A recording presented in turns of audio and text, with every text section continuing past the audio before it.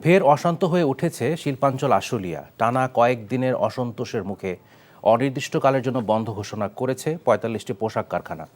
একই সাথে আজ ছুটি ঘোষণা করা হয়েছে আরও ২৫টি কারখানায়। এমন পরিস্থিতিতে শ্রম উপদেষ্টা জানিয়েছেন শনিবারের মধ্যে সব গার্মেন্টস খুলে দেয়া হবে।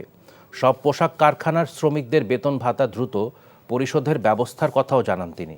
প্রত্যক্ষদর্শীরা জানান বেতনের দাবিতে সকাল থেকে বেক্সিমকো ইন্ডাস্ট্রিয়াল পার্কের শ্রমিকরা অবস্থান নেন নবীনগর কালিয়াকৈর মহাসড়কের চক্রবর্তী এলাকায়।